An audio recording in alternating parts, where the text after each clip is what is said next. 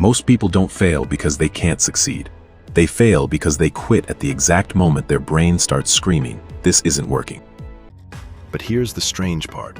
People who never give up aren't always more motivated. They simply think about failure differently. To most people, failure means, "I'm not good enough." To persistent people, it means, "That approach wasn't good enough." Everyone eventually reaches this moment. The moment effort stops feeling heroic and starts feeling exhausting. And this is where motivational advice breaks down. Because motivation is unreliable, and persistence can't depend on something unreliable. Just stay motivated. Sounds good. But what happens when you're tired, discouraged, embarrassed, and nobody is watching? The real test isn't what you do when you're inspired. It's what you repeatedly do when nobody cares. Your brain loves immediate rewards.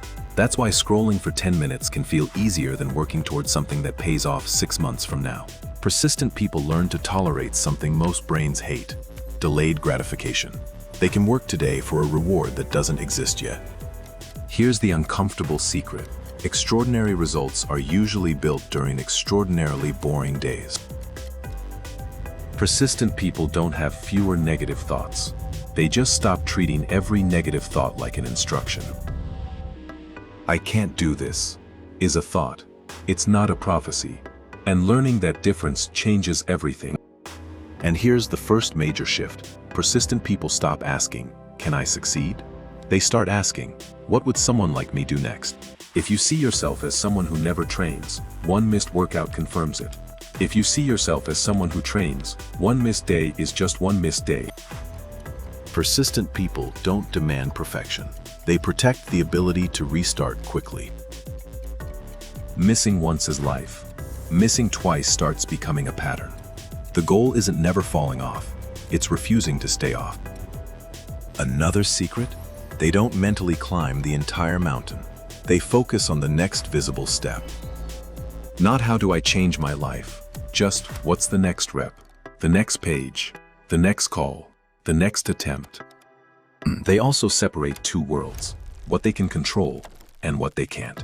Then they spend their energy where it actually matters. Rejection still hurts them. They just don't turn one rejection into a verdict about their entire future. Instead of asking, "What's wrong with me?" they ask, "What information did this attempt just give me?" Failure becomes useful when it enters a feedback loop. Attempt, learn, adjust, repeat. So maybe persistence isn't the ability to push harder forever. Maybe it's the ability to stay in the game long enough for your strategy to improve. That's why persistent people can look almost impossible to stop. They don't need the path to stay clear. They only need another path to exist.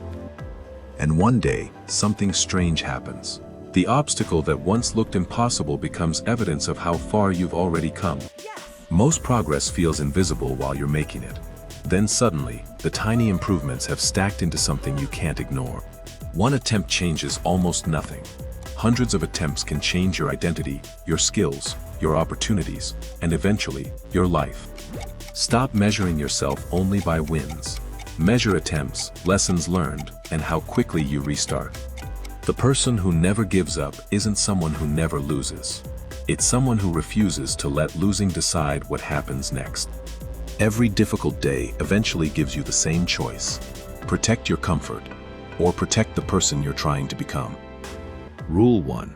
Make the next step ridiculously small. If the goal feels impossible, shrink the action, not the goal. Rule 2. Never miss twice. One bad day is an event. 2 repeated bad days can become an identity. Rule 3. Extract information from failure. Ask, what should I change next time? Not, what's wrong with me? Rule 4. Stop spending tomorrow's energy worrying about today's uncontrollable problems. Control the next move.